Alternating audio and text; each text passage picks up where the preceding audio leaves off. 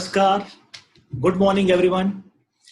मेरा नाम रवि गुप्ता है और मैं सीईओ एंड फाउंडर हूं इलेट्स टेक्नोमीडिया प्राइवेट लिमिटेड का।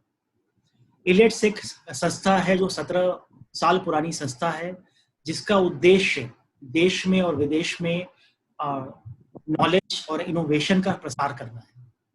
और इस उद्देश्य के लिए हम लोग 4 मैगजीन्स निकालते आए हैं, जिनका नाम है डिजिटल लर्निंग, एक मैगजीन जो हमारी बड़ी इंपॉर्टेंट मैगजीन है, जो आईसीटी इनोवेशन एंड एजुकेशन पर काम करती है पिछले 16 सालों से। उसके अलावा हमारी मैगजीन है ई-गव, जो ई गवर्नेंस, आईटी का यूज गवर्नेंस में कैसे हो सकता है, इसके बारे में हम लोग केस स्टडीज देश और दुनिया से हम जो है उसको छापते हैं, प्रिंट में, ऑनलाइन में। उसके अलावा हम एक मैगजीन निकालते हैं ई हेल्थ, जो आईटी का यूज हेल्थ सेक्टर में कैसे हो सकता है, उस पर हम लोग बात करते हैं। और एक और हमारी मैगजीन है बैंकिंग एंड फाइनेंस पोस्ट की, गांव-गांव में कैसे हर आदमी के पास बैंक अकाउंट खुल पाए और फाइनेंशियल इंक्लूजन हो पाए, उसके बारे में हम लोग जो है डिस्कशन करते हैं। और आज इसी कॉन्टेक्स्ट में आज हमारे साथ एक बहुत ही महत्वपूर्ण व्यक्ति आज हमारे साथ जुड़े हुए हैं, जिनके साथ आज हमारी चर्चा है भारत की जो स्कूली शिक्षा है उसके बारे में। और ये व्यक्ति हैं श्री विश्वजीत कुमार सिंह, जो कमिश्नर हैं नवोदय विद्यालय समिति, और he is also the chairman of national institute of open schooling NIOS। तो बहुत बहुत धन्यवाद विश्वजीत जी, आपका इस कार्यक्रम में आने के लिए हमारे साथ। थैंक यू रवि गुप्ता जी, आपको रियली थैंक्स कि आपने मुझे मौका दिया कि अपने सारे जो भी एजुकेशनिस्ट हैं, जो भी इसमें इंगेज्ड हैं, उनसे बात करने का। और समय भी बड़ा सामयिक है कि पोस्ट कोरोना में पूरा पैराडाइम जो एजुकेशन का है वो शिफ्ट कर रहा है, और लगभग सिनारियो जो नजर आ रहा है 1.5 साल के लिए कम से कम, मुझे जो लग रहा है it will B quite different, माने अलग हट के होगा।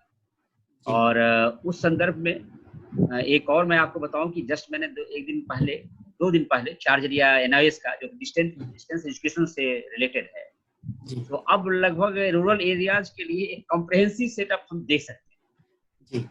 जी, तो बहुत बहुत बधाई हो एक विश्वजीत कुमार सिंह जी की, आपको चेयरमैन ऑफ NIOS का भी जो वो प्रभार मिला है।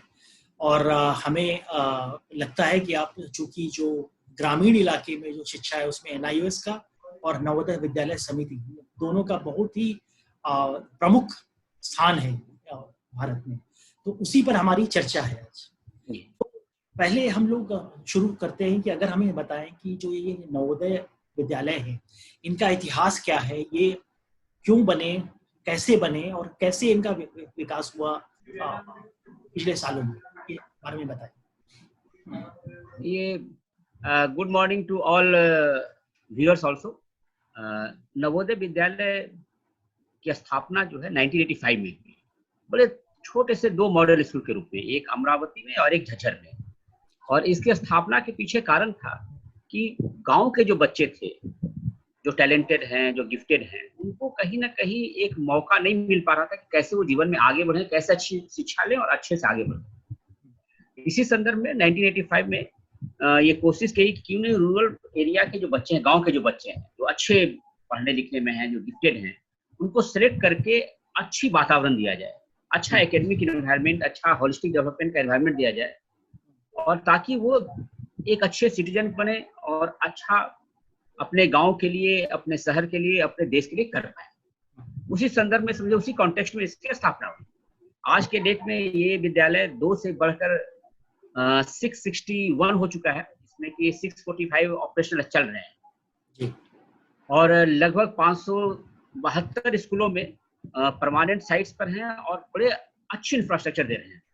माने शायद बहुत कम ऐसे स्कूल हैं सरकारी क्षेत्र में जो इतनी अच्छी इंफ्रास्ट्रक्चर देते हैं, जिसके कारण बच्चों का होलिस्टिक डेवलपमेंट जो कहते हैं आपको, उनका खेलने कूदने का, उनके पर्सनालिटी डेवलपमेंट का, उनका मेंटल एबिलिटी बढ़ाने का सारी फैसिलिटी दी जाती है।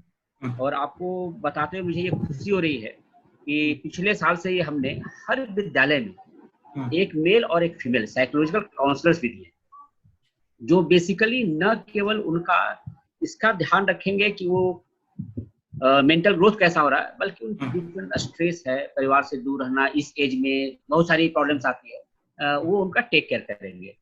और इसके साथ मुझे और एक खुशी है कि इस मेजर के कारण हमारे यहाँ कुछ घटनाएं होती थी वो लगभग खत्म हुई, एक मेजर।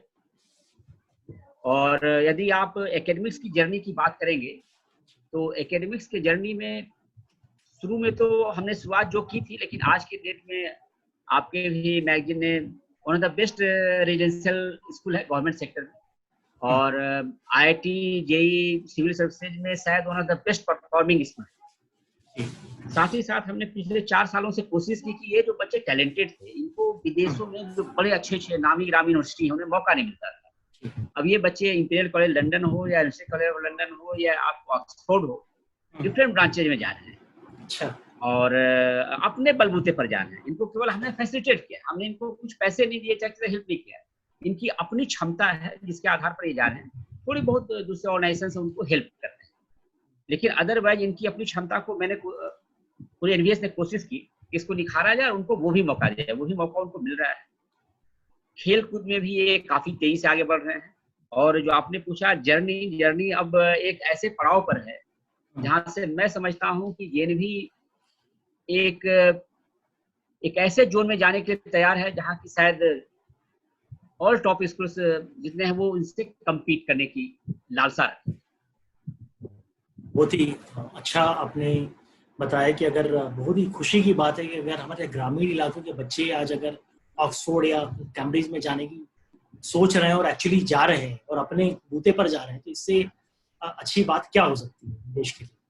अब एक चीज मैं आपसे यही पूछना चाहूंगा कि कुल कितने बच्चे नवोदय विद्यालय समिति के स्कूलों में पढ़ रहे हैं और कितने टीचर्स हैं, और आपके पास जो इंफ्रास्ट्रक्चर है उसके बारे में कुछ बताएं। जी, पहले तो आपने जो गरीब बच्चों के इंटीरियर और ऑक्सफोर्ड के जाने के बारे में बात की, आपको आश्चर्य हुआ कि वैसे बच्चे गए हैं जो कि समझिए ट्रक ड्राइवर के बेटे हैं, डिलीवरी बॉय के बच्चे हैं, जिन्होंने कभी सपने में नहीं सोचा था कि हम ऐसा भी कर सकते हैं। नवोदय ने उनको वो उड़ान दी और वो पढ़ रहे हैं। शायद 1-2 बच्चे तो they are topping in their university also. Very well. आपका जहाँ तक था इस बच्चों के संदर्भ में, लगभग अभी 2,80,000 बच्चे और बच्चियां हमारे स्कूलों में हैं। और रेशियो यदि देखिएगा जेंडर वाइज तो वो लगभग 42-43% समझिए लड़कियां हैं और रेस्ट लड़के हैं। तो जेंडर वाइज भी बड़ा अच्छा है। माने जो बेटी पढ़ाओ बेटी बचाओ बेटी पढ़ाओ का जो अभियान है, शायद जेएनवी इसमें सबसे आगे काम कर रहा है। साथ ही साथ सोशल सेक्टर के रूप में एक उन बच्चों को जो अंडर प्रिविलेज्ड हैं, जो social discrimination like SC ST disabled बच्चे, इनको भी काफी तरजीह है। और लगभग 41% 44% SC के बच्चे, SC ST के बच्चे ऑलरेडी इन स्कूलों में पढ़ रहे हैं और जिंदगी के विभिन्न क्षेत्रों में उन्होंने गजब चमत्कार किए हैं। आज काफी बच्चे मिलते हैं आते रहते, तो उनसे मिलकर लगता है कि चलो इस स्कूल ने कुछ तो उनको दिया है। टीचरों का जहां तक सवाल है तो लगभग हर स्कूलों में लगभग 30 के समझ से 26 से 30 के बीच में टीचर्स होते हैं, principal, vice principal, PGT, TGT, और उसके अलावा मिसलेनियस टीचर जैसे म्यूजिक टीचर हो गए, PET मेल, PET फीमेल हो गए। ये सारे सुविधाएं बच्चों को मिली हुई। इंफ्रास्ट्रक्चर का जहां तक सवाल है तो आप ये समझिए कि इन स्कूलों में लगभग क्लासरूम तो अच्छे हैं ही, लाइब्रेरी हमने कोशिश की कि अच्छी लाइब्रेरी हो और अच्छे रेफरेंस बुक्स उनको मिले। ई ग्रंथालय जैसे है वो हर लाइब्रेरी में लगभग ऑपरेशनल है, चल रहा है। लैब्स वेल इक्विप्ड हो और बच्चे लैब्स में पढ़ने के दौरान थ्योरी सीखें भी, एक्चुअली लर्निंग प्रोसेस हो लैब्स में।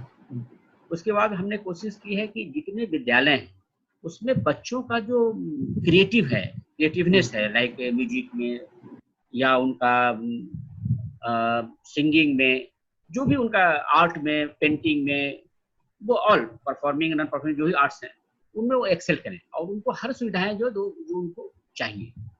और पिछली बार मुझे एक वाकया याद है जैसा आपसे शेयर कर ले रहा हूँ जी। एक हमारा नेशनल इंटीग्रेशन मीट होता है, दिल्ली में ही था, कैमानी ऑडिटोरियम में। हमें ऑनरेबल मिनिस्टर आए हुए थे, तो उन्होंने बच्चों से पूछा कि आप क्या बनना चाहते हो। आपको आश्चर्य, उन्होंने सोचा कि ये सब कहेंगे मैं IAS बनूंगा, मैं डॉक्टर बनूंगा, मैं इंजीनियर बनूंगा।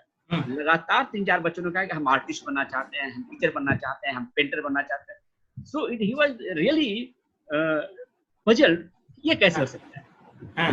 तो उसका कारण ये था कि बच्चों को चूंकि शुरू से आप सेंसिटाइज करते हैं म्यूजिक के प्रति भी, पेंटिंग के प्रति, तो कहीं ना कहीं उनमें डेवलप करता है कि चलो हम इसमें भी आगे बढ़ सकते हैं।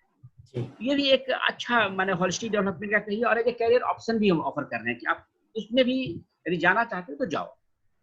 गेम्स का जहां तक सवाल है और उनका फिजिकल फिटनेस का, तो मॉर्निंग में उनका समझिए पीटी होना और थोड़ा योगा, और इवनिंग में गेम्स मैंडेटरी है। वो उनको खेलना ही खेलना है, 1 से सवा घंटे उनको खेलना है और जमकर खेलना है।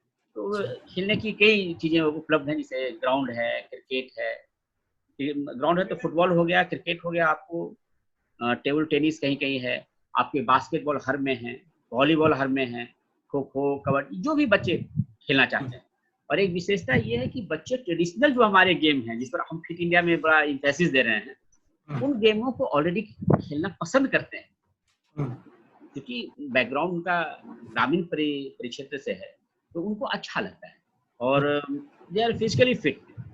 इस संदर्भ में जस्ट मैं एक कोट करूंगा, एक हमारी स्टडी हुई थी, लोग कहते थे बच्चे आपके बड़े कमजोर और पतले दुबले होते हैं जी, तो हमें भी थोड़ा खराब लगता था, तो हमने किसी ने ऑफर किया तो हमने कहा स्टडी करवाओ। तो ये स्टडी हुई, स्टडी में दिल्ली के वो कुछ स्टडी कर रहे थे, कुछ हमारे बच्चों का स्टडी कर रहे थे, तो लगभग तो 16 स्कूलों में उन्होंने स्टडी की।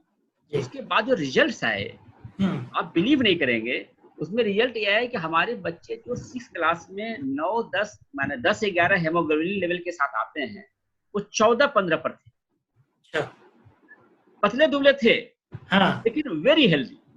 तब उनको जो डॉक्टर्स सुपरवाइज कर रहे थे, जो उनके डॉक्टर्स जा रहे थे, टीम स्कूलों में टीम जा रही थी, एक्चुअल ब्लड सैंपल्स लेके टेस्ट हुए। तब उनको भी आश्चर्य हुआ कि हम जब शुरुआत किए थे तो हमें तो ये लग रहा था कि आपके बच्चों को बताना पड़ेगा कि एनीमिक है जी, ये खाना खिलाओ, ये खाना खिलाओ। उल्टा अब ये हुआ कि हमें दिल्ली के बच्चों को बताना पड़ा कि भाई ये मत खाओ, ये मत खाओ। तो दैट वे, क्योंकि वो देश, वहाँ का जो खान पान का तरीका है, फ्रेश वेजिटेबल्स, फ्रेश फ्रूट्स, सब चीजें लगभग अपने मिल जाती हैं आसानी से, फ्रेश। तो उनकी, और उसके बाद फिजिकल काफी वर्क करते हैं, वर्कआउट करते हैं, वेरी रोबस्ट हेल्थ। मोटे नहीं होंगे आप, हमारे बच्चे लगभग जेएनवी के बच्चे मोटे नहीं दिखेंगे, लेकिन हेल्दी होगी। एक बहुत बड़ी, इसलिए मैं मेंशन कर रहा हूँ कि ये बहुत बड़ा कंसर्न है आज के डेट में कि बच्चों को फिजिकली फिट कैसे रखें। इनफैक्ट चाइल्ड ओबेसिटी एक मेजर इशू है मेट्रोज में। हाँ, बच्चों का मोटापा जो है बहुत जी कंसर्न है, मेजर कंसर्न है। तो उस कंसर्न से हमारे बच्चे बचे हुए हैं, और पेरेंट्स भी कम से कम इस मामले में कंसर्न नहीं है। हेल्थ का जहाँ तक सवाल है, हेल्थ का भी हम लोग प्रॉपर टेक केयर करते हैं, और बजाते उनका हेल्थ चार्ट एक बना होता है, हेल्थ एक बुकलेट टाइप का है, जिसमें उनके हर समझिए एक स्टाफ नर्स है, रेगुलरली उसको मॉनिटर करती है, हर चीज मेंटेन रहता है। कोई डिजीज हुई तो कब हुई, किस फ्रिक्वेंसी पर कौन सा दवा दिया गया, और एक डॉक्टर्स या गवर्नमेंट जो हॉस्पिटल्स हैं, उनके एक डॉक्टर सप्ताह में 2 से 3 दिन विजिट करते हैं। तो हेल्थ के संदर्भ में भी टेक केयर, मैंने अच्छा टेक केयर करते हैं, उनको कोई दिक्कत इस तरह का नहीं है कि कोई परेशानी हो, हम टेक केयर हम देख ना पाए। एक मैं आपसे जिक्र करना चाहूंगा कि इन बच्चों में एक ही चीज पहले थी कि थोड़ी सी कॉन्फिडेंस की कमी थी, मैंने जो देखा 4 साल 4.5 साल पहले, क्योंकि वो ग्रामीण एरिया से आए। जी, क्योंकि ग्रामीण क्षेत्र से हैं, तो कहीं ना कहीं किसी फंक्शन में आए, बोलना हो तो थोड़ा दे फील वेरी अनकंफर्टेबल।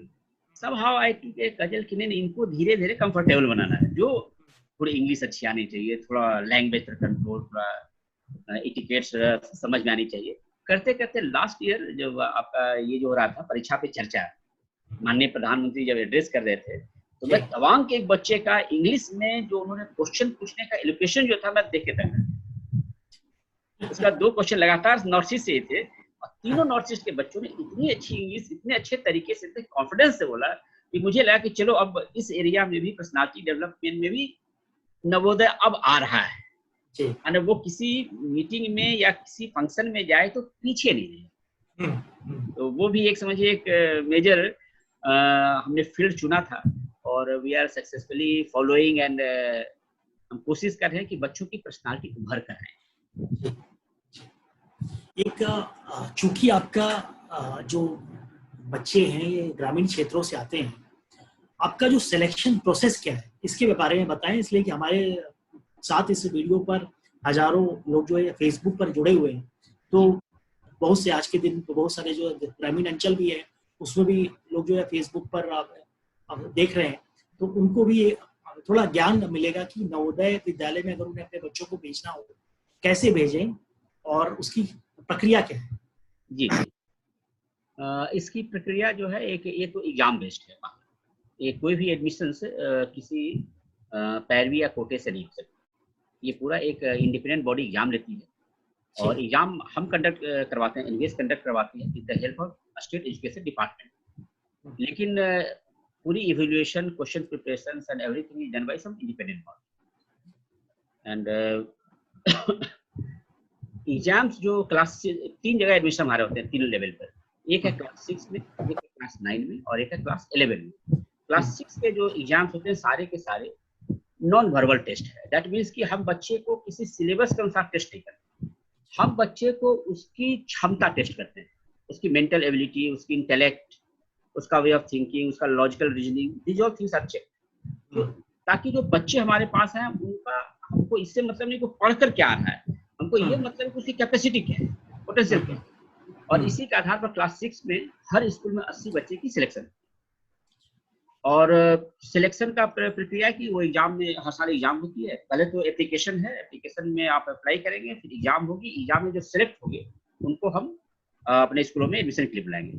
लेकिन आप आश्चर्य करेंगे, पिछले 3 साल से ये सारा प्रोसेस ऑनलाइन है। बच्चे आप अपने घर में लैपटॉप पर बैठ के बच्चे अपना भर सकते हैं, या कहीं चले गए अपना कियोस्क में अपना भर दिए। अच्छा, तो डाउनलोडिंग जो करनी है एडमिट कार्ड की वो भी ऑनलाइन है। Result declaration and marks is also given online. उनके अलर्ट पर आ जाता है कि you have been selected and so and so now you fix your counselling date. We ask them कि आप बताओ किस दिन आना चाहते हैं। तो only that day they come to the school और अपना सर्टिफिकेट जो भी है पेपर्स है दिखाएं और उसका एडमिशन होती है। एक हमने और इसमें सिंप्लीफाई किया कि पहले बड़े सर्टिफिकेट्स लगते थे और हमारे यहाँ बच्चे अपीयर होते हैं, लगभग पिछले साल एप्लीकेशन आए थे 31 लाख। तो हमने क्या 31 लाख 31 लाख लोगों ने, 31 लाख बच्चों के पेरेंट्स उन सर्टिफिकेट के कितने ऑफिसों में दौड़ते होंगे आप समझ नहीं सकते। इमेजिन क्या हालत होती है, क्या हालत होगी। हम 31 लाख से क्यों मांगते हैं सर्टिफिकेट, जबकि हमें 45,000 लेनी है या 50,000। बिल्कुल लोगों को दौड़ाने की अपेक्षा अंतिम में हम करेंगे ना 45,000 से लेंगे।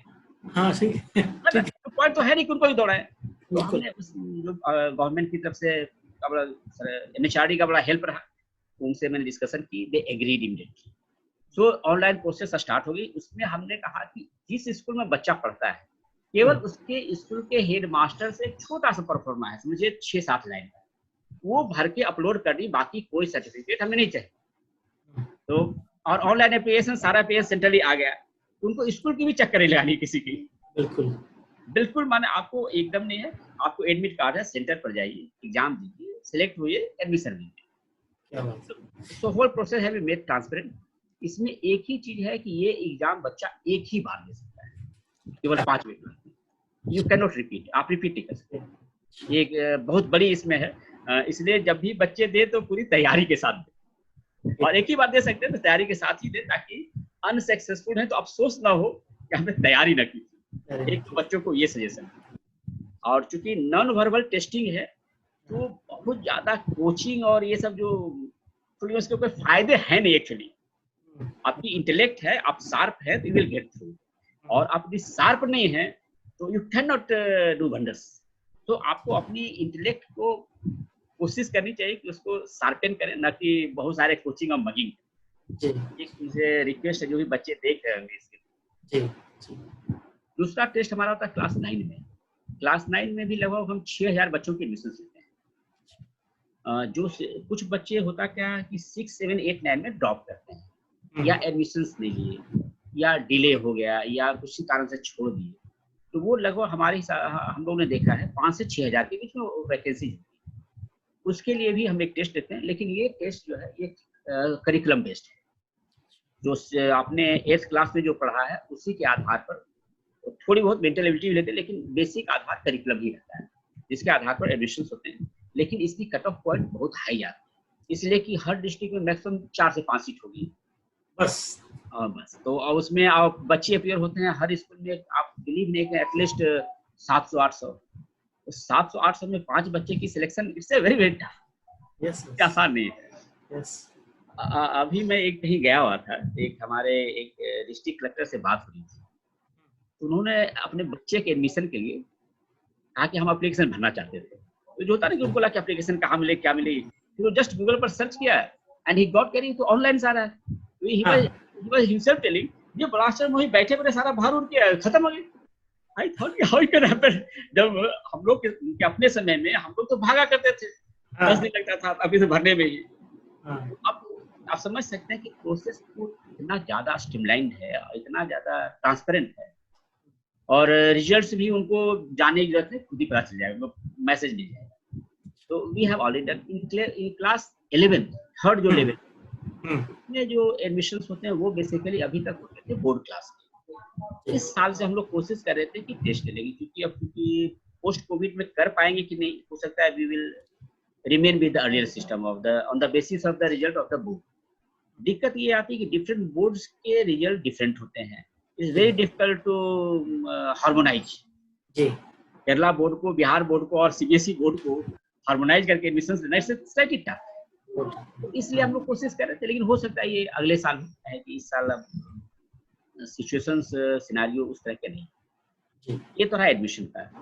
रिजर्वेशन का मैं बता रहा हूँ, इसमें कैसे एडमिशन करते हैं वो बड़ा इम्पोर्टेंट। ये बेसिकली ब्लॉक लेवल पर एडमिशन, माने ब्लॉक लेवल पर जो 2011 के सेंसस की पॉपुलेशन है उसी प्रो राटा बेसिस पर हर ब्लॉक को सीट एलोकेट होता है, और उसी के आधार पर वहां के बच्चों का फिर फाइनली रिजल्ट्स में हम सीट देते हैं। SC/ST का रिजर्वेशन का जहां तक सवाल है, तो SC/ST का जो नॉर्मल रिजर्वेशन है 22.5% तो है ही, लेकिन इस पार्टिकुलर NVS टेस्ट में जो प्रक्रिया है उसमें हम उनको प्रो राटा बेसिस पर लेते हैं। मान लीजिए किसी डिस्ट्रिक्ट में पॉपुलेशन है 24%, तो 24% SC/ST आएंगे, उसमें पॉपुलेशन SC/ST मिला के मान लीजिए 14% ही होते हैं, तो भी 22.5% आएंगे। इसलिए इन जनरल आप देखिएगा कि जो बताया कि 44% SC/ST इसीलिए है कि उनको 22.5% तो मिलेगा ही, लेकिन बियॉन्ड उनको ये भी मिलेगा, क्योंकि गांव के स्कूल थे और पर्पस था कि उनको एक तरजीह दी जाए ताकि वो भी उभर पाए, वो भी मेन स्ट्रीम में आए। ये काफी अच्छा काम कर रहा है। ये आपने जो बताया कि पूरा सिस्टम ऑनलाइन कर दिया, और दूसरी जो आपने चीज बताई कि पहले 31 लाख लोग सर्टिफिकेट, जो छोटी सी आपने एक काम किया कि जो हर एक को सर्टिफिकेट लगाना होता था वो हटवा दिया कि भाई 45,000 को एडमिशन दे रहे तो सर्टिफिकेट बस वही लेके आए, बाकी को जरूरत क्या है। आई थिंक ये बहुत ही क्लासिक एग्जाम्पल है, एक जो कंसेप्ट है बिजनेस प्रोसेस रीइंजीनियरिंग का, इसको BPR बोलते हैं, है ना। तो एक तो है कि कंप्यूटराइजिंग द बैड प्रैक्टिसेस, अगर कोई गलत प्रक्रिया भी उसको कंप्यूटराइज कर रहे हैं तो उससे कुछ नहीं होने वाला, लेकिन अगर उसमें बिजनेस प्रोसेस को रीइंजीनियर कर दें और उन स्टेप्स को एलिमिनेट कर दें जिनकी कोई जरूरत नहीं है, तो उससे नहीं है ही यही हम लोग को बेसिकली ये कर पाए तो काफी पैसे की बचत होगी और लोगों की गजब सहूलियत होगी। बिल्कुल, तो आपने इतनी भलाई का काम किया कि बेचारे 31 लाख लोग और गाँवों में जाके चक्कर लगाना, सर्टिफिकेट लेना, मतलब कितने झंझट का काम है ये, तो हम समझ सकते हैं। डिस्ट्रिक्ट लेवल पर डिफरेंट सर्टिफिकेट और ब्लॉक लेवल पर लेना कितना टफ है वो तो हम लोग समझते हैं, लेकिन ये हमारा क्रेडिट नहीं है, गवर्नमेंट की समझे एज ए होल एम्फेसिस। जी हाँ, ये तो टीम एफर्ट है। तो IT बेस्ड बनाओ, ट्रांसपेरेंट बनाओ, लोगों की सहूलियत के लिए बनाओ, उसका नतीजा है कि ये हम। अच्छा, एक चीज ये बताइए कि आपके जो स्कूलों में IT इंफ्रास्ट्रक्चर कैसा है, मतलब IT की पढ़ाई कैसी होती है, कंप्यूटर्स हैं, कनेक्टिविटी है, इंटरनेट है, इसके बारे में बताएं। IT के क्षेत्र में JNV काफी अग्रणी रहा, पहले भी 1993 से ही IT और कंप्यूटर एजुकेशन पर काफी जोर दिया गया। और इसीलिए हर स्कूलों में आप देखेंगे कि लगभग एक स्मार्ट लैब, जिसमें कि समझिए 45 से 50 लैपटॉप या टैबलेट्स होते हैं, और एक नॉर्मल कंप्यूटर लैब, जिसमें कि अगेन 40 से 50 कंप्यूटर डेस्कटॉप या लैपटॉप्स। ये इंफ्रास्ट्रक्चर है। इसलिए एज ए होल कहिएगा तो 1:6 का रेशियो पड़ता है बच्चों को। हर 6 बच्चे पर एक लैपटॉप या टैबलेट अभी प्रेजेंट सिनेरियो में। और कनेक्टिविटी का जहाँ तक सवाल है, उसमें थोड़ा हम लैग कर रहे हैं। सॉरी, इसीलिए हम बहुत अच्छा आईटी का यूज नहीं कर पा रहे। बिना कनेक्टिविटी को आप बहुत ज़्यादा इम्प्लीमेंट नहीं कर सकते। मैं कोशिश कर रहा हूँ कि कनेक्टिविटी कम से कम 50 Mbps to 100 Mbps हर स्कूलों को मिल जाए, ताकि ऑडियो वीडियो फ्लो जो है डाटा का, वो रियल टाइम में तो एटलीस्ट फ्लो हो शुरू हो जाए। अभी के समय हम वो नहीं कर पा रहे हैं। माने एटलीस्ट 30% स्कूल हमारे हैं जो कि ऐसे एरियाज में है, नॉर्थ ईस्ट में है, अंडमान निकोबार, और जम्मू कश्मीर, पहाड़ी क्षेत्र, और जो है जहाँ की कनेक्टिविटी की मेजर प्रॉब्लम है। तो कंप्यूटर तो हैं, लैब्स हैं, सब हैं, लेकिन उसकी यूटिलिटी जो होनी चाहिए थी वो नहीं पाई। दूसरा चैलेंज हमारे पास जो सबसे ज्यादा है वो है ह्यूमन रिसोर्स का। एक हमारे पास FCSA है, वो वही कंप्यूटर समझिए बच्चों को पढ़ाता है 8th क्लास, फिर PGT IT टेक। मैं समझता हूँ कि इसको हमें थोड़ा और स्ट्रेंथन करना पड़ेगा, ताकि चूंकि हुआ क्या है कि ऑफिस के भी बिजनेस प्रोसेस जो सब IT बेस्ड है। आप बिलीव नहीं करेंगे, हमारे यहाँ कोई भी अकाउंटिंग मैनुअल नहीं है, कंप्लीट IT बेस्ड है। जो भी मनी ट्रांसफर होते हैं सब PFMS पर है। आप कोई भी लेन देन करेंगे वो थ्रू बैंक्स या थ्रू RTGS या जो भी होगा, but it can not be manual. दूसरा, टीचर की posting, transfer, recruitment, everything is IT based. So somehow we have to strengthen our IT processes in schools. आपको एक छोटा सा उदाहरण दूंगा। In case of teacher recruitment, हमने पिछले 4 साल में लगभग 3500 रिक्रूटमेंट का प्रोसेस चलाया, 3000 कंप्लीट भी होगी, और हमें आज तक कंप्लेंट्स नहीं मिली। कारण ये कि पूरा हमने IT बेस्ड है। एप्लीकेशन देंगे, एडमिट कार्ड इशू होगा, उसका एग्जाम हॉल में जाएंगे, कंप्यूटर बेस्ड एग्जामिनेशन है, उनको खुद उसी समय मिल जाए कितना नंबर आया, फिर भी उनका हम रिजल्ट पब्लिश करते हैं, पब्लिक डोमेन में डालते हैं 7 दिन के लिए। आप अपना रिजल्ट खुद देख, मैंने आंसर शीट देख लो, कमेंट्स करना है वो दे दो, कमेंट्स को लेके एक्सपर्ट कमेटी को देंगे, एक्सपर्ट कमेटी फिर उसको लेगी, माने डोमेन में लेगी, फिर उसको फाइनली रिजल्ट पब्लिश करेगी। तो जो कैंडिडेट अपीयर हो रहा है उसके पास क्वेश्चन है, आंसर शीट है, ठीक है ना, क्वेश्चन भी उसके पास है, आंसर शीट भी है। इंटरव्यू यदि होगी तो उसके पहले हम कभी भी मार्क्स नहीं लेते, इस अल्फाबेटिकली अरेंज कि हमें अल्फाबेट में नाम मिल गया, हमें इंटरव्यू बोर्ड बुलाया, एंड दिस उसके बाद again it will go to the agency जिसने एग्जाम कंडक्ट कराया, देन इट विल रिजल्ट। तो वो भी बायसनेस की इंटरव्यू में हम किसी को बायस, ये भी संभव नहीं। The process using IT, it has become very transparent.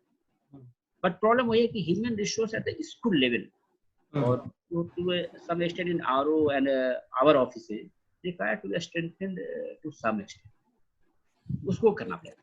आपके अधिकतर स्कूल्स रूरल एरियाज में है, तो आपके लिए टीचर्स को, आपके वहीं पर टीचर्स के हॉस्टल होंगे, स्कूलों में ही हॉस्टल, तो आपके लिए टीचर रिक्रूटमेंट और उनका रिटेंशन कोई इशू है वहाँ पर? मतलब रूरल एरियाज में टीचर रहना चाहते हैं, उनको कोई मतलब या उनको दिक्कत होती है उसको वहाँ पर? मैंने आपने बड़ा एक ऐसे पहलू को छुआ है जो कि हमारा बहुत बड़ा दर्द है।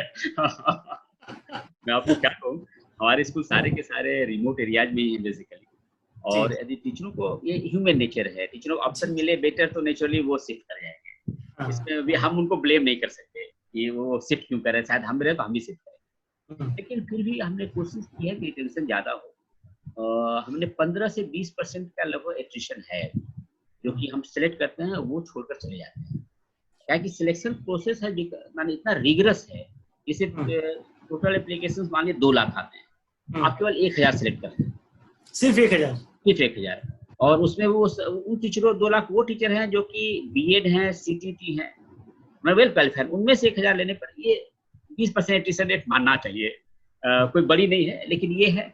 फिर भी कोशिश करें कि ट्रेनिंग के दौरान, जैसे पहले क्या होता था, टीचर आते थे सीधे स्कूल में जाते थे, हम लोग अब कोशिश कर रहे हैं कि प्रिंसिपल, वाइस प्रिंसिपल, उनको 21 दिन का इंडक्शन कोर्स, इसलिए दें कि उनको जाने के पहले पूरी परिस्थिति समझा दें, उनको ये भी बता दें कि आपके पास क्या-क्या ऑप्शंस हो सकते हैं, आपके क्या-क्या बेनिफिट हैं। इसके फायदे ये हुए हैं कि एटलीस्ट प्रिंसिपल लेवल पर, वाइस प्रिंसिपल लेवल पर, पीजी लेवल पर एप्लीकेशन कम है। दे गेट कन्विंस्ड, क्या है कि प्रमोशन चैनल्स भी हमने अच्छे किए। जैसे पहले अब पीजीटी हमारे यहाँ जो है वो चाहेंगे 7 साल में प्रिंसिपल बन जाएंगे और वीपी हैं 4 साल में। इस तरह से हमने प्रमोशन उनको ऐसा दिया है कि आप यदि अच्छे टीचर हैं और आप you can go up to any level, और एक बार आपकी ब्रांडिंग ठीक ठाक हो गई, नवोदय में अच्छे टीचर हैं, तो शायद बाहर भी आपको स्कोप काफी है। हमने कोशिश की कि टीचरों को इंकरेज करें। ट्रेनिंग, हमारे 8 ट्रेनिंग इंस्टीट्यूट्स हैं डिफरेंट रीजन्स में और उनमें रेगुलर कोर्सेज होते हैं। और हमने मॉड्यूल ये रखा कि हमने कोई परमानेंट स्ट्रक्चर उसमें नहीं रखा, ये हायर पर्सन, जैसे आप जो भी एक्सपर्ट्स हैं उनको बुलाते हैं, हम अपना उनका संदर्भ बता के धीरे धीरे वो हमारे लिए रियल एक्सपर्ट हो गए, क्या उनको पता है कि किस स्कूल के टीचर के लिए जा रहे हैं। It's working very well and retention capacity going up in general, लेकिन 15% है, 15 से 20% अभी। अच्छा, एक चीज और पूछना चाहूंगा, थोड़ा सा हटकर सवाल है, पर ये दर्शक है उनको भी कुछ इससे उनका ज्ञान बढ़ेगा कि नवोदय विद्यालय के जो कंसेप्ट और केंद्रीय विद्यालय के कंसेप्ट में क्या अंतर है, मतलब फंडामेंटली क्या अलग है दोनों। ये जो सिस्टम है, ये अलग अलग प्रकार के सिस्टम है। आपने बड़ा पर्टिनेंट क्वेश्चन पूछा है, बट जवाब देने में मुझे बहुत कॉशियस रहना पड़ेगा। कहीं नहीं, बहुत ही देखिए, ऐसा है कि दोनों के कैचमेंट एरिया एकदम डिफरेंट है। जी। पहला, उनके catchment area basically central government employ, defence personnels और शहरी क्षेत्र के लोग हैं। हम लोग के केस में, एनवीएस के केस में, आप पिछले बार जो सिलेक्शन हुई उसमें 93% बच्चे रूरल एरिया से आए, जबकि 25% सीट हम खुला रखते हैं जिसमें कि रूरल अर्बन कोई भी आ सकता है। अच्छा। लेकिन रूरल एरिया के बच्चों ने उनको मार्क दिया। अच्छा। और 93% बच्चे रूरल एरिया से आए। तो हमारा तो मैं इसलिए कोट कर रहा हूँ कि हमारा कैचमेंट एरिया एकदम अलग है। हम बेसिकली गाँव में सर्च करते हैं कि कौन बच्चा अच्छा है जो कि हम आगे बढ़ा सकते। और दूसरा है कि टोटली टेस्ट बेस्ड है, हमें कभी भी कोई किसी अदर प्रोसेस से एडमिशन नहीं हो सकता, किसी तरह का कोई प्रोसेस नहीं। ये तो हुआ एडमिशंस के। दूसरा, जहाँ तक टीचिंग लर्निंग का प्रोसेस है, तो हम लोग की सिस्टम थोड़ी गुरुकुल टाइप की है। माना आप समझ सकते हैं कि बच्चे टीचर सब कैंपस नहीं रह रहे हैं, तो कई आप बिलीव नहीं करेंगे, हमारे स्कूल तो 5 बजे खुल जाते सुबह में। आप कभी महसूस कर सकते हैं कि क्लास 11th के, 12th के और 10th के बच्चे सुबह 5 बजे टीचर पढ़ा रहे हैं। अच्छा। टीचर हैं डेडिकेटेड, इतने डेडिकेटेड हैं कि वो सुबह 5 बजे उठ के कहेंगे। अब बच्चे ऐसा करते हैं कि आज 1.25 घंटा पीटी के पहले पढ़ ही लेते हैं। कुछ टीचर जिनको है शौक, वो शाम में अपना 7 बजे, तो 7, साढ़े 6, 7 बजे अपना गया हॉस्टल में, बच्चों के साथ बैठ के उनको पढ़ा रहे हैं, देख रहे हैं क्या कर रहे हो नहीं कर रहे हो। तो हम लोग के क्लास ट्रांजेक्शन का या इसका माहौल जो कहिए वो डिफरेंट है। वो फॉर्मल से हट के गुरुकुल टाइप का कहिए कि टीचर बच्चों को एक 1-to-1 जानते हैं, उनको बताने की जरूरत नहीं कि ये श्याम है और ये है, उनके पूरा कैरेक्टर जानते हैं, वो बच्चा कैसे है, उसको कहाँ पर कमजोरी होगी, उसको कहाँ हमें हेल्प आउट करना है। तो हमारे पढ़ाने का स्टाइल जो है और पढ़ाने का क्लास ट्रांजेक्शन का भी अलग है, और इसीलिए रिजल्ट्स अच्छे होते हैं। आप बिलीव नहीं करेंगे कि हमारा class average in class 10th it is around 78% class average. My no student get less than 78%. In case of class 12th it is around 75%. कितना आपने बताया? 75%. तो you can understand कि कितनी मेहनत वो करते होंगे हर बच्चे को।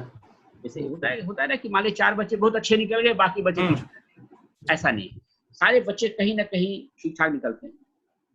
और उसका कारण यही है कि गुरुकुल सिस्टम होने से बच्चों पर, एक एक बच्चे पर इंडिविजुअल ध्यान दे पाते हैं। इसलिए कमजोर से कमजोर बच्चा जो मान लिए आता है अनप्रिविलेज्ड क्लास से, वो भी आगे जिंदगी में निकल जाते हैं। सक्सेस रेट माने समझिए जॉब में या अपने सेल्फ एम्प्लॉयमेंट में काफी अच्छा है। मोर देन समझिए 80% बच्चे लाइफ में सेटल होते हैं, 80% बच्चे अपना जो चॉइस। तो आपका जो मीडियम है वो क्या है, मतलब इंग्लिश है, हिंदी है, या लोकल लैंग्वेज है? ये वो भी एक डिफरेंस है। केवी और एनवी में डिफरेंस ये भी है कि हमारी लैंग्वेज ऑफ इंस्ट्रक्शन जो है वो है रीजनल लैंग्वेज। जैसे यदि आंध्र प्रदेश से स्कूल चल रही है तो तेलुगु में पढ़ाएंगे अप टू 8th, केरला में है तो मलयालम में पढ़ाएंगे अप टू 8th। मिक्सिंग करते हैं इंग्लिश एंड मलयालम, जो नॉर्मल है, माने नॉर्मल बोल चाल की भाषा में पढ़ाते हैं, कोई बहुत इस तरह की नहीं कि इंग्लिश पढ़ के आओ पहले, ऐसा कुछ नहीं। क्लास 8th के बाद हम कोशिश करते हैं कि वो हिंदी या इंग्लिश में shift slowly and slowly either they shift to Hindi और माने इंग्लिश में, किसी में चले गए। उसके बाद 9th 10th 11th 12th ये हमें हिंदी या इंग्लिश में, लेकिन regional language up to class 10 तक बच्चे पढ़ते हैं। और हर स्कूलों में 2 टीचर हैं regional language to take care of their interest, की उनको कहीं कोई दिक्कत हो किसी बच्चे को। और प्लस एक और पर्पस है कि हमारा एक सिस्टम है आपको माइग्रेशन का। माइग्रेशन में क्या होता है, क्लास 9th में लगभग 30% बच्चे जो है कि स्कूल के नॉन हिंदी स्कूल से हिंदी में और हिंदी स्कूल वाले से नॉन हिंदी में जाते। तो उन बच्चों के लिए भी जरूरी, जैसे मान लिए बच्चा को जो आया है, मान लीजिए केरला से बच्चा आया है मेरठ, तो मेरठ में जब बच्चा रहा तो यहाँ हम एक टीचर रखेंगे मलयालम, क्या कि मलयालम उन बच्चों को सीखने का मौका मिले। हिंदी के टीचर तो हैं ही, और प्लस वहाँ के बच्चे जो होंगे मेरठ के, वो मलयालम एज ए लैंग्वेज लेंगे। तो it's a big process of national integration, जो बिल्कुल आप वो बेसिकली कर रहे हैं। राष्ट्रीय एकता जो है आप करवा रहे हैं, बहुत बड़ी चीज है, बहुत बड़ी चीज। इसमें एक वाकया सुना रहा हूँ। एक बार एक झज्जर स्कूल में एक फंक्शन था जी, तो उसमें बहुत नॉर्थ ईस्ट के बच्चे आए हुए, यहाँ क्योंकि आए हुए, अब बड़े मैंने सब अलुमिनाई। हमने पूछा कि ये क्यों आए, तो कहा सर हमारा तो मणिपुर से माइग्रेशन है। और वो बच्चे इतने रिलेट कर रहे थे यहाँ के बच्चों से, हरियाणा के बच्चों से, कि मैंने रियली में सरप्राइज हो गया कि ऐसा इस लेवल पर रिलेट करना वो अलग हटके है। एक तो आप सिखाते हैं कि हाँ जी ये है, वो अलग है। As a friends, they natural friends because they have grown up in a same school. एक नेशनल इंटीग्रेशन का समझिए बहुत बड़ा एक सोर्स है। जी। अच्छा, आपकी अब जो एक नई जिम्मेदारी है जो आपको अभी बस 2 दिन पहले जो मिली है, national institute of open schooling की, जिसके आप चेयरमैन अपॉइंट हुए हैं, कृपया इसके बारे में थोड़ा सा बताएं कि एनआईएस का विजन क्या है, इसका एस्टेब्लिशमेंट क्यों हुआ है, और आप क्या देख रहे हैं? ऐसा देखिए, एनआईएस का चार्ज मैंने बस 2 दिन पहले लिया है, तो मैं बहुत वेल वर्स्ट नहीं हूँ, लेकिन इसके पहले सीवी शर्मा साहब chairman, doctor CV Sharma, and उन्होंने काफ़ी काम किया है। और हमको लग रहा है कि डीएलडी जो एक डिप्लोमा इन एजुकेशन का एक कोर्स उन्होंने करवाया 13 लाख टीचरों का, एक्सेप्शनली वेल था। और उसके साथ ही ऑन डिमांड एग्जामिनेशंस कंडक्ट करवाना, मैंने बेसिकली समझिए एनआईएस का मैंडेट जो है वो उन बच्चों के लिए है जो कि फॉर्मल एजुकेशन सिस्टम को समहाउ नहीं जा पाए, कारण कुछ भी हो, किसी भी कारण से, उनको एक ऑल्टरनेटिव सिस्टम प्रोवाइड करना है। तो उसमें काफी हद तक सक्सेसफुल रहा है। मान लीजिए कोई बच्चा 12 कहीं 8वीं क्लास पढ़ा, शहर में आ गया, मैनुअल लेवल करा, तो उसको मन किया कि हम 12th करना चाहते हैं जी, सिंपल एक एग्जाम्पल दे रहा हूँ। तो उसके लिए हमारा स्कूल ऑप्शन हो नहीं सकता है, हम अटेंडेंस मांगेंगे कि आप कब से कब आए। उनके लिए, ऐसे लोगों के लिए, चाहे कोई फार्म लेवल, चाहे इस तरह कोई भी लोग, कोई खेलने वाला बहुत है, रेगुलर कोर्स नहीं कर सकता, उनके लिए समझिए कि एक वरदान है एनआईएस कि अपना काम करते करते वो अपना एक डिग्री भी ले सकते हैं, ताकि भविष्य में कभी की जरूरत पड़े तो उसका यूज हो सके। एक तो ये है। दूसरा है, ई लर्निंग में एनआईएस ने काफी काम किया है। जो अब हम लोग को इस सिनारियो में जो कोशिश कर रहे हैं कि ई लर्निंग हो, ये उसमें ऑलरेडी उनके पास काफी मटेरियल्स बने हुए हैं। ई कंटेंट हम समझते हैं कि उसकी अब यूज, जो एक्चुअल यूज का समय अब आया है, जब सारे लोग कंटेंट का सर्च कर रहे हैं कि कैसे करें। तो मैं समझता हूँ कि NIS will be one of the big source. Third है, इसमें मैंने जो देखा, इनका अपना एकेडमिक्स का जो काम करने का तरीका है वो भी काफी फ्लेक्सिबल है। हम्म, उनका करिकुलम प्रिपरेशन, एग्जामिनेशन कंडक्ट करना और बच्चों को करिकुलम देना, it's quite flexible and in the present scenario, in post COVID scenario, they will be doing very well. Sir आपसे मैं ये पूछना चाहूँगा, कुछ क्वेश्चंस हैं और अगर आप इजाज़त दें तो कुछ लोग जो सवाल आपकी जो स्क्रीन है उस पर भी आप जो देख सकते हैं, तो उसमें से जो कुछ रिलेवेंट क्वेश्चंस हैं आप उनसे उठा सकते हैं और you may want to answer. आपके बॉटम ऑफ द स्क्रीन पर देखिए एक Q&A का ऑप्शन है, Q&A बटन है, question and answer. Question answer session कहाँ पर है ये? एक नीचे आप स्क्रीन के नीचे में Q&A बटन है, हाँ है ना, उसको आप क्लिक करें। हाँ तो कुछ आप वहाँ से जो रेलेवेंट सवाल है आप उसको देख सकते हैं।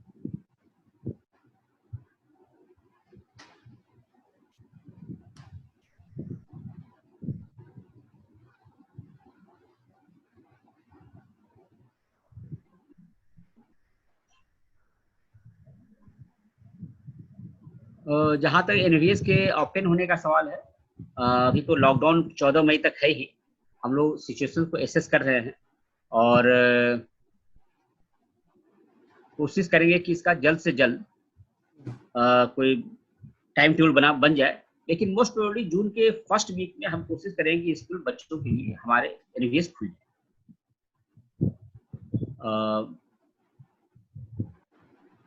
दूसरा प्रश्न है,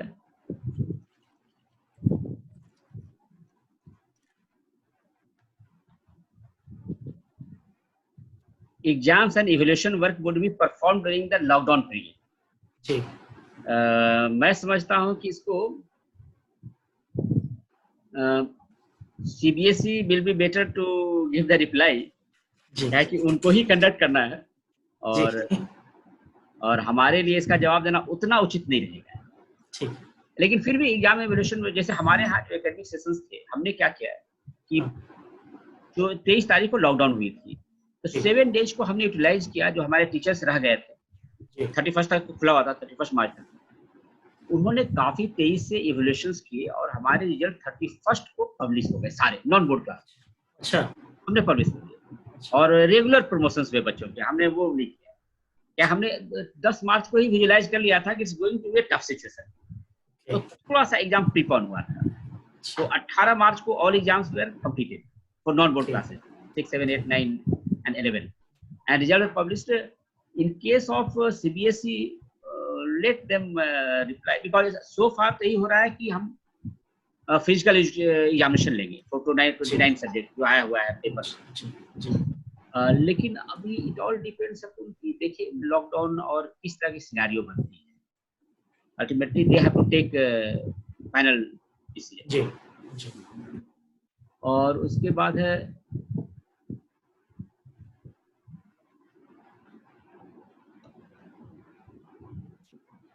जेएनवी, जो टीचर और प्रिंसिपल्स हमारे इससे रिलेटेड जुड़े हुए हैं, उनको मैं एश्योर करना चाहता हूं कि हम लोग पूरा ध्यान रखेंगे कि आप जितने दिन स्टैंडर्ड रहे अपने स्कूलों में, इंस्पाइट ऑफ वैकेशन, आपको हम कंपनसेटरी कुछ न कुछ लीव देने की कोशिश करेंगे ताकि आपकी लाइफ भी स्मूथली चल पाए। हमारा कोई इंटेंशन नहीं है कि लॉकडाउन पीरियड में रह गए और आप अपने बच्चों या परिवार से न मिल पाए। हमें भी महसूस होता है कि आपके स्कूल रिमोट प्लेसेज में, अपने घरों से आप बहुत दूर रहते हैं और आप मिलने के लिए ही 2 महीने की छुट्टी मिलती है। इसलिए आप चिंता मत कीजिए, हम लोग इंगेज्ड हैं इस। कुछ क्वेश्चंस में रिपीटिंग है, वही जो क्वेश्चन आप इसमें जो देख सकते हैं कि जो रिलेवेंट लगे आप उसका जवाब दे सकते हैं। हाँ, एक है लॉकडाउन पीरियड में ऑनलाइन एजुकेशन का, इसमें मैं आपसे शेयर करना चाहूँगा, चाहे जो भी इसमें जुड़े हुए हैं उनसे, कि इस केस में हमने 3 स्ट्रेटजी रखी है। पहला तो है कि ऑनलाइन एजुकेशन के लिए ई कंटेंट काफ़ी हमने जो महसूस किया, जो इंटरनल रिव्यूज में ई कंटेंट अवेलेबल है, चाहे वो एनसीईआरटी को हो, चाहे सीबीएसई का, चाहे एनआईओएस का, चाहे अदर प्राइवेट प्लेटफॉर्म पर। दिक्कत है चैप्टर वाइज सीक्वेंसिंग की, subject, chapter and then sequence. हम लोग कोशिश कर रहे हैं कि इन टॉपिक्स पर, जैसे मान लीजिए कि क्लास 6 का सोशल स्टडीज पढ़ना, तो फर्स्ट चैप्टर का जो मटेरियल, एक तो टेक्स्ट होगा जो वो भी एनसीईआरटी ऑनलाइन अवेलेबल है, you can put the text, then put the class transaction PPT और anything, then put the videos, related videos, then activities, and then at last how to evaluate what activity we have given, whether they have learned, to what extent they have learned. So we are engaged in that in the first process. Second is that we are always also engaged with the NIS, wherein our teachers, KVS teachers, Army Public School teacher, and other teachers are regularly teaching through Swayam Prabha. We are also planning to have some kind of this team, because हमारे जो बच्चे सारे घर rural areas में हैं, rural area में connectivity की problem है, और सोर्सिंग का एक ही जरिया बचेगा, वो बचेगा फिर दूरदर्शन या डीटीएच जो भी कहिए, अदर डीटीएच के जो भी सोर्स हैं। तो हम लोग कोशिश कर रहे हैं कि इसको थोड़ा 15-20 दिन में वर्कआउट करें, ताकि उन बच्चों को 2 लेवल पर हो। एक तो हम उनको ऑनलाइन दें ही, लेकिन जनरल भी क्लास का फीलिंग भी रहे। ऑनलाइन में क्लास की फीलिंग नहीं आ पाएगी, लेकिन एटलीस्ट टेलीकास्ट में क्लास की फीलिंग थोड़ी आती है, सामने टीचर हैं, पढ़ा रहे हैं, आप सुन रहे हैं, यू लाइक टू। इसलिए इन दैट वे हम ऑनलाइन एजुकेशन की कोशिश कर रहे हैं, और हम लोग इंगेज हैं, सब्जेक्ट वाइज सारे टीचर्स लगे for each class, they are already engage. अब एक question, how to strengthen JNV IT department. इस संदर्भ में जो भी इस पर जुड़े हुए उनको बताना चाहूंगा कि हम लोग प्रपोज कर रहे हैं गवर्नमेंट को कि एक कम से कम ऑफिस में आईटी का बंदा होना चाहिए, सो दैट कम से कम, चूंकि प्रोसेस सारे अब कंप्यूटराइज हो चुके हैं, सारे आईटी बेस्ड हैं, तो नेचुरली वर्किंग मैनुअल हो नहीं पाएगी। आइदर अपने स्टाफ को रीओरिएंट करें, उनको ट्रेनिंग दें, या कुछ पोस्टों को हम डाइवर्ट करें आईटी के। हम लोग प्रपोजल बना रहे हैं, वी आर लेट गवर्नमेंट।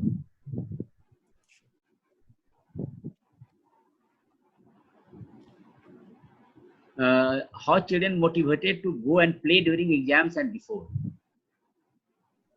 हमारा ये दिक्कत नहीं है, बाय द वे, चूंकि एनवीएस में बच्चे कैंपस में ही रहते हैं, तो बल्कि बच्चों को खेलने के लिए हमें भेजना पड़ता है, क्या कि इतना ज्यादा उनमें खुद उत्सुकता है पढ़ने की।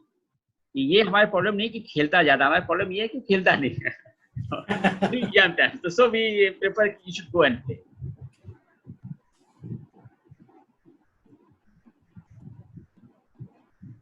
जहाँ तक स्ट्रेंथ बढ़ाने का सवाल है, अभी there is no as such proposal.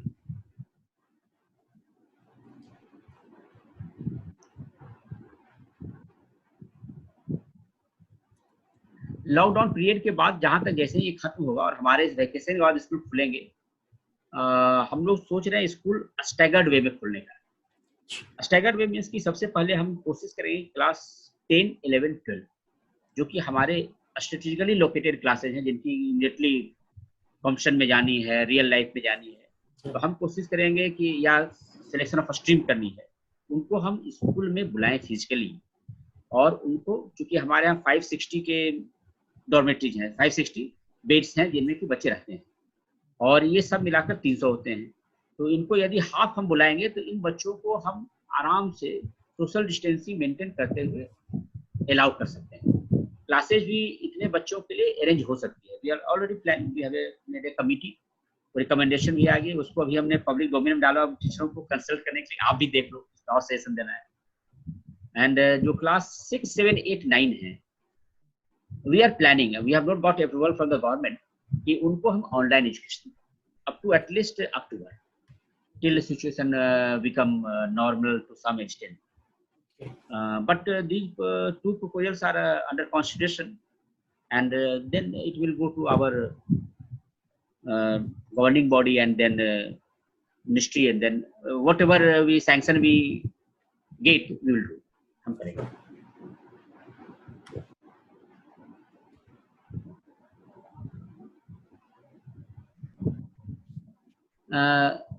एक क्वेश्चन है about counsellors.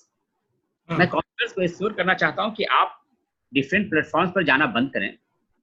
Have the faith in अस, आपको हमें विश्वास रखिए हम कभी भी आपका अहित नहीं करेंगे, और जो अच्छे काउंसलर हैं उनको रिन्यू करने की तो ऑलरेडी इनबिल्ट प्रोसीड्योर है, इसलिए आप चिंता न करें, हम विल टेक केयर। लेकिन अपने काम में लगे रहिएगा, काम छोड़िएगा।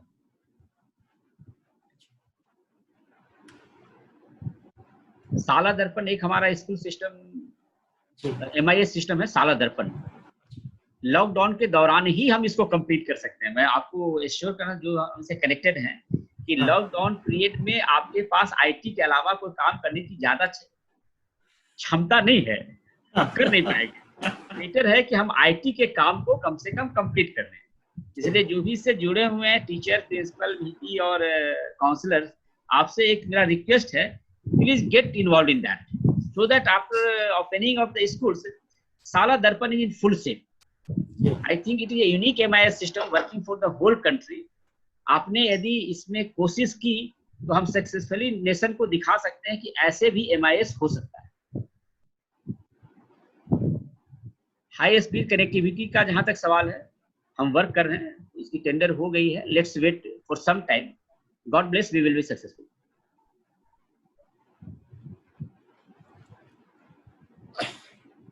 Date of reopening of JNV depends upon the government decision, and इस संदर्भ में डायरेक्टली मैं डिसीजन नहीं ले सकता।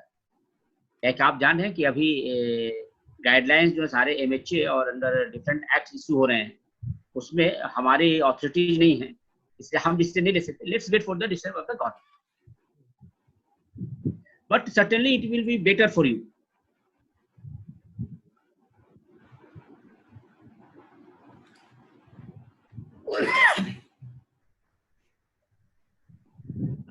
जस्ट मैं काउंसलर या FCSA जो इससे जुड़े हैं उनको मैं क्लेरिफाई करना चाहता हूं कि जो भी काउंसलर्स या जो FCSA थे, जिन्होंने प्रिंसिपल्स को बताकर स्कूल से गए हैं या स्कूल में स्टैंडर्ड हैं या स्कूल में ही रह रहे हैं, कैंपस में हैं, उनको यदि टर्मिनेट किया गया है या इस तरह की कोई नोटिस दी गई तो kindly don't worry, will take care, हम उसका ध्यान रखेंगे।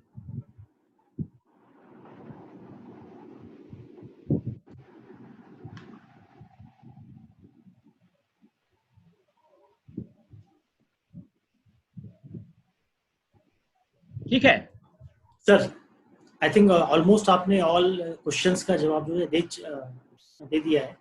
All have answer. और एक बात आ रही है कि जो रूरल एरियाज में जो स्टूडेंट्स हैं उनके कनेक्टिविटी का इशू की बात आ रही है कि अगर वो ऑनलाइन क्लासेस होते हैं तो वहाँ पर रूरल एरियाज में कनेक्टिविटी का चैलेंज है, तो कैसे वो ऑनलाइन क्लासेस कर पाएंगे, इसके बारे में बात कर रहे हैं।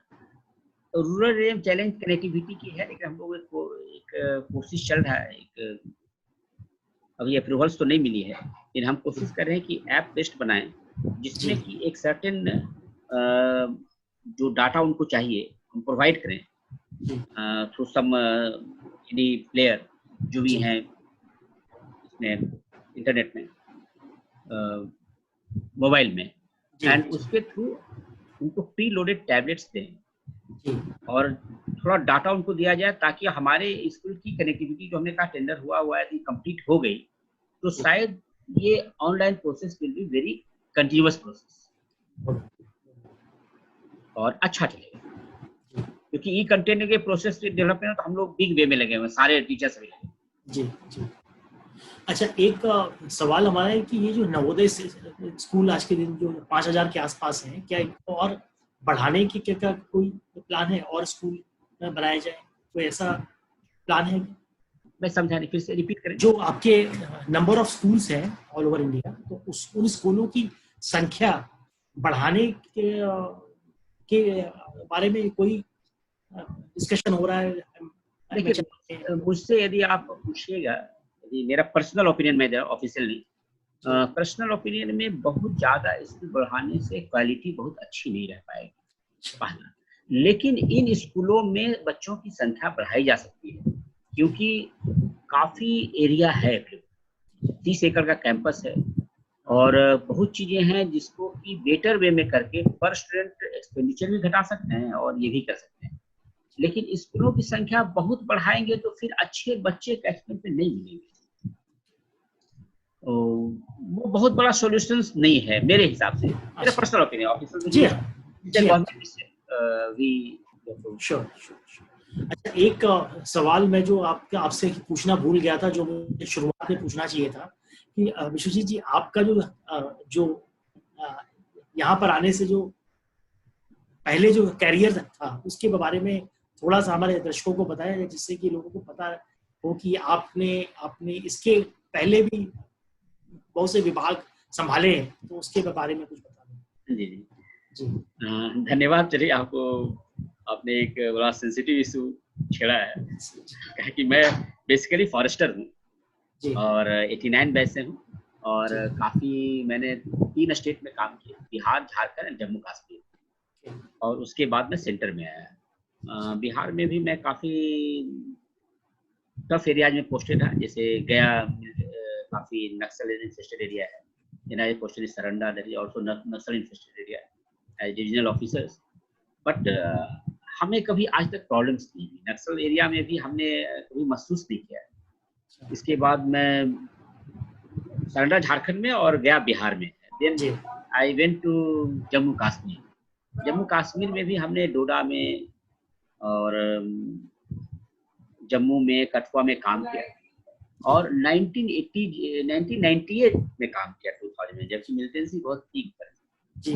और फिर भी मैंने महसूस किया है कि यदि आप ईमानदारी से काम करते हैं और डिलीवर करते हैं विदाउट एनी डिस्क्रिमिनेशन, आप लोगों के साथ जुड़ते हैं बिना डिस्क्रिमिनेशन के, आपको सपोर्ट मिलता है। मिलिटेंसी एरिया क्यों ना हो, उसमें भी आपको सपोर्ट मिलता है। कि मैं जिस समय 98 में डोडा में ज्वाइन किया है, I was the first RR to join there, और मुझे आश्चर्य हुआ कि पब्लिक सपोर्ट मुझे गजब मिली। अच्छा, मैं I was surprise, I was डर कर गया था थोड़ा पता नया एरिया है, मिलिटेंसी है, ये है वो है, क्या होगा, लेकिन I got very good response. तो मुझे लगा कि इफ यू डिलीवर और लोगों को लगता है कि उनकी सहूलियतें बढ़ रही हैं और उनके लिए काम कर रहा है, तो आपको दिक्कत। That was my central government में मैं लगभग 13-14 साल काम किया हूँ और डिफरेंट पोजीशंस में काम किया, लगभग मंत्रालय के हर विभाग में काम किया, इंटरनल में जितने भी हो सकते हैं, एडमिनिस्ट्रेशन, फाइनेंस, जो भी है सब मैंने किया। और फॉरेस्ट्री साइड में मैंने आपके ग्रीन इंडिया मिशन से जुड़ा रहा, मतलब बिगेस्ट प्रोजेक्ट को बेसिकली मैंने भी स्टीयर करने में काफी काम किया।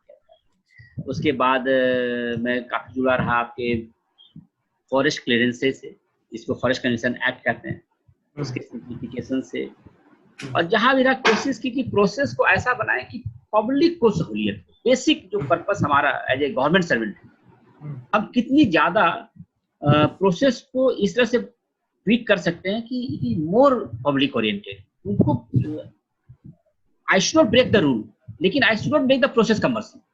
यस, हम रूल तोड़ने नहीं कह रहे हैं, लेकिन प्रोसेस को ऐसा बनाए कि लोगों को सहूलियत हो, उनको जाने में, उस प्रोसेस फॉलो करने में डर न लगे। हमारी दिक्कत क्या है, हम तो पहले ही डर जाते हैं प्रोसेस तो बाद में आता है। ये हमारा थोड़ा सा छोटा सा मैंने आपको बताया। और बीच में मैंने फिर एक मास्टर्स किया public policy and management, institute of social science से, नीदरलैंड से, द हेग से। प्लस मैं फिजिक्स का स्टूडेंट रहा हूँ और wanted to be nuclear physicist, but somehow landed in forestry and then landed in education, school education. Great, fantastic. But, it's a very serious high time. Yes. Actually working for the rural talented students is really serious. तो विश्वजीत जी, बहुत ही ज़्यादा interesting ये conversation था। आपके साथ बात करके इतना कुछ जानने को मिला, सीखने को मिला कि नवोदय विद्यालयों में क्या क्या इनोवेशंस हो रहे हैं। ये मेरे लिए बहुत ही इंटरेस्टिंग था और मैं समझता हूँ कि जो हमारी ऑडियंस थी उसके लिए बहुत ही इंटरेस्टिंग रहा होगा। और आपको बहुत बहुत बधाई कि आप इस नेटवर्क ऑफ स्कूल को इसमें इनोवेशंस कर रहे हैं, ऑनलाइन सिस्टम्स ला रहे हैं, बिजनेस प्रोसेस को री इंजीनियर कर रहे हैं और उसको सिटीजन सेंट्रिक और स्टूडेंट सेंट्रिक और टीचर सेंट्रिक बना रहे हैं कि वो उनको जो है दिक्कतें कम हो। तो बहुत बहुत बधाई हम सबकी ओर से फ्रॉम इलेट्स की, और बहुत बहुत साधुवाद की पात्र हैं आप कि आप इतने एंथुजियाज्म, इंटरेस्ट और मोटिवेशन से इस चैलेंज को आपने लिया है, और आपको जो नई जो जिम्मेदारी जो आपको मिली है NIOS की, हमें उम्मीद है कि उसमें भी बहुत से इनोवेशंस आपकी ओर से होंगे, और जिसके बारे में एक बार फिर से हम लोग आज से जो है 6 महीने बाद बैठेंगे आपके साथ और एक बार जो है चर्चा करेंगे ऐसे कि NIOS में क्या क्या और कर रहे हैं आप। तो इसी के साथ मैं जितने ऑडियंस है यहाँ पर उनका बहुत बहुत धन्यवाद देना चाहूँगा, और अब मेरी रिक्वेस्ट है कि जो इतना अच्छा काम जो नवोदय विद्यालय समिति में हो रहा है, इसको और भी अधिक लोगों तक पहुंचाया जाए, लोगों को मालूम हो कि इतने अच्छे कार्य हो रहे हैं हमारे ग्रामीण इलाकों में स्कूली शिक्षा के अंतर्गत। और आपसे रिक्वेस्ट है कि इस वीडियो को अधिक से अधिक जो है फेसबुक पर जो है शेयर करें। और विश्वजीत जी, हम लोग का जो एफर्ट है, जो लोग इलेट्स में हम लोग ये एफर्ट कर रहे हैं कि जो सरकार की जो अच्छे प्रयास है उसको हम जनता तक ले आए, इसके बारे में आपका क्या विचार है? नहीं, आपके मैगजीन का मैं रेगुलर सब्सक्राइबर भी हूँ, और मैंने देखा है कि कम से कम आप एक सहज तरीके से एजुकेशन में हो रहे डेवलपमेंट को प्रेजेंट कर पाते हैं, और ग्रेडिंग अच्छी खासी करते हैं। ये भी देखा कि किसी चीज को आगे बढ़ाना हो तो ग्रेडिंग बहुत जरूरी है। आप अच्छे किए अच्छे तभी तो आगे बढ़ेगा। तो इट्स ए ब्रिलियंट। टेक्नोलॉजी के यूज में भी मैं देखता हूँ आपकी काफी इनोवेटिव चीजें आती रहती है, and I used to follow. In fact कई चीजों को करने के पीछे आपकी मैगजीन भी है, क्योंकि कई बार मैं ऐसे लीजर टाइम में मेरे ऑफिस में पढ़ा रहता है, अक्सर लंच के समय उड़ता रहता हूँ। तो उसके लिए इसको आप जारी रखिए, और कोशिश कीजिए कि थोड़ा सा, मेरा एक सजेशन है जी, गवर्नमेंट स्कूल को थोड़ा सा और लाइए, क्या कि पब्लिक प्राइवेट की जब तक कंपटीशन नहीं आएगी एजुकेशन में ना, तब तक वो दोनों एक्सेल नहीं कर पाए। मैं फैक्ट बता रहा हूँ आपको, जैसे दिल्ली का हमारा स्कूल है, मान लीजिए, तो दिल्ली के स्कूल में जो रिजल्ट्स हैं वो फार बेटर है कि प्राइवेट स्कूल से। तो वो चीज को थोड़ा सा आपको लाना पड़ेगा। इससे क्या होगा कि प्राइवेट स्कूल और ऊपर जाएंगे। It's a positive competition. Yes. So we will our quality of education will improve like anything. It's not government versus private. It's not like that. Yes. ये बेसिकली है कि हम इस पूरे सिस्टम को कैसे और ऊपर खींचे, वो उसके लिए थोड़ा सा और 1 मिनट आपसे समय लूंगा इसमें। और जो हमारे NIS के और NVS के जो भी टीचर, प्रिंसिपल और जो भी ऑफिसर्स इन्वॉल्व हैं, खास करके उनको लॉकडाउन के संदर्भ में एश्योर करना चाहता हूँ कि वैकेशंस के बाद स्कूल खुलने का जो भी डेट होगा वो ऐसा होगा कि आपको सहूलियत रहेगी। आपको हम किसी तरह से हम चाहते हैं कि कम से कम 30 to 40 डेज आपको रेस्ट मिले। हमारी पूरी कोशिश होगी, और इस संदर्भ में हम काम कर रहे हैं। जो कॉन्ट्रेक्चुअल थे 10 महीने के था, उनको हम किसी तरह से निकालने की कोशिश नहीं कर रहे हैं। तो हमारा नॉर्मली 10 महीने फिर 10 महीने लगते हैं, इसलिए वो प्रोसेस को हम ट्वीक नहीं करेंगे, आपको हम टर्मिनेट नहीं करेंगे, आपको हम बाहर नहीं कर रहे हैं। इसलिए रेस्ट एश्योर्ड कि जो भी होगा बहुत अच्छा होगा, और कोई खतरे की चीज नहीं है। थैंक यू धन्यवाद बहुत बहुत विश्वजीत जी, और आप हमारे साथ आए। और namaskar to you, and namaskar to all the audience for being here, and thank you so much. नमस्ते।